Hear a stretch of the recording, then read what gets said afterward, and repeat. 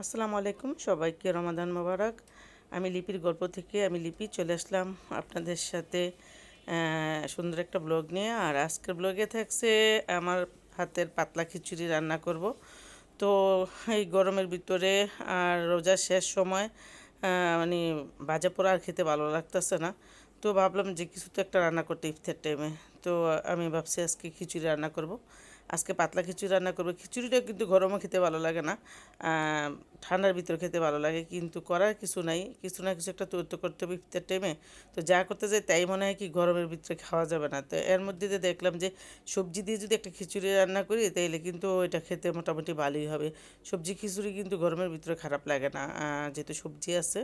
তো তার জন্য তো সবজিগুলো কেটে কুটে নিয়ে আসলাম, আর এই যে চুলায় হাঁড়ি বসাই দিলাম, আর দেখেন সবজি দিকে কেটে নিলাম। সবজি কিছু কিনা এখন নিয়ে আসছে আর কিছু আগের থেকে ছিল। তো সব বিলাই জিলাইয়া সবজিগুলো নিয়ে নিলাম, অনেকগুলো সবজি নিলাম। আর এদিকে যে চাল ধুয়ে নিলাম, এখানে ডালও সিদ্ধ করে নিলাম।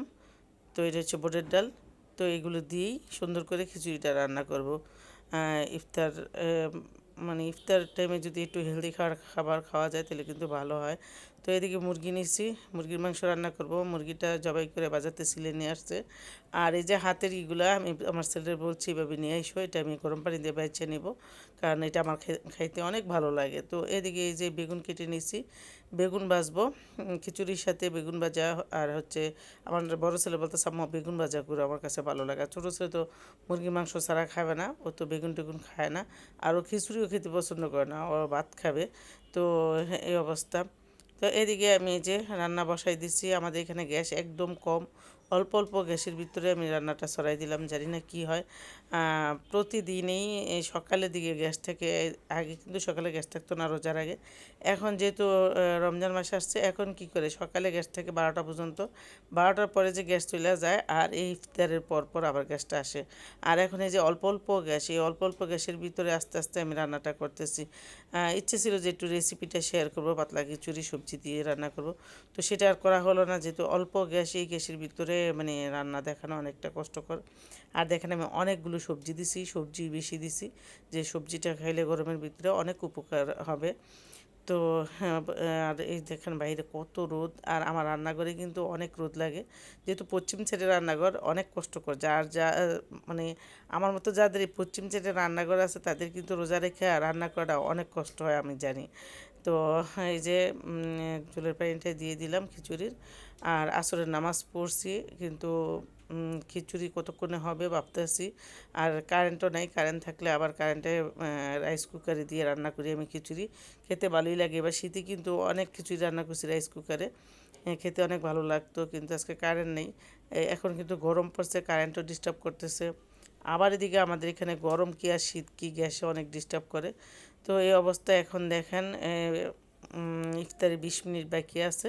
আর এই যে রান্না একটু কইছে, তো আমি কি করব ভাবছি যে রাইস কুকারেই দিয়ে দিব। তো রাইস কুকারে আমি খিচুড়িটা দিয়ে দিছি। আর এদিকে শরবত টরবত করে আমি নিছিলাম। আর এই ফাঁক দিয়ে আর ভিডিও করি নেই।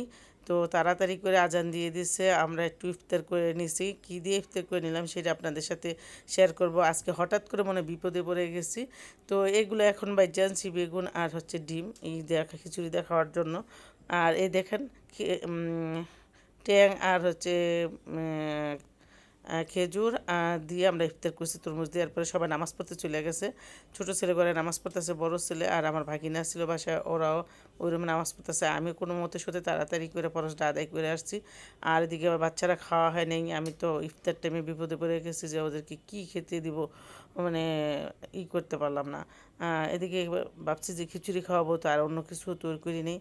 তো এরপরে কি করলাম, এই যে নামাজ পড়ে সবাই মিলে আরামসে খিচুড়ি খেতে চলে আসলাম। মুরগির মাংস আর রান্না হয়নি, যেহেতু গ্যাস ছিল না, মুরগির মাংস রান্না করতে অনেক সময় লাগবে, তার জন্য বেগুন ভাজা ডিম ভাজা করলাম। আর এই যে আচার দিলাম।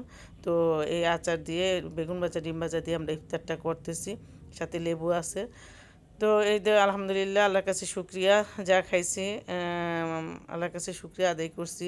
কারণ এই রমজান মাসে কিন্তু আমরা গ্যাস থাকে না, তারপরে মোটামুটিভাবে যেতটুকুই পারি করে খাই। তো যাই হোক, খাওয়া দাওয়া ইফতার শেষ। তারপরে ছোটো ছেলে বললো যে হয়তো খিচুড়ি তেমন একটা পছন্দ করে না, আর ভাতও রান্না করতে পারিনি, তো অল্প করে একটু খিচুড়ি খাওয়াই দিয়েছে। ও বলতেছে মা আমার একটু চা আর একটু বিস্কুট দাও। তো চা আর বিস্কুট দিলাম অল্প করে, চাটার মধ্যে লিগারটা দিলাম, যে সারাদিন রোজা রাখার পর মানে ঘন লিগার দিয়ে চা খাইলে কিন্তু অনেক ক্ষতি, আর যে গরম পড়ছে। তো ওর মাথা ব্যথা, প্রচুর মাথা ব্যথা করে, ডাক্তার দেখাইছি, তারপর পরীক্ষা করছি, দেখি কি হয়। তো এই দেখেন, হ্যাঁ চাটা দিয়ে দিলাম। তো আজকের মতো আল্লাহ হাফেজ, সবাই ভালো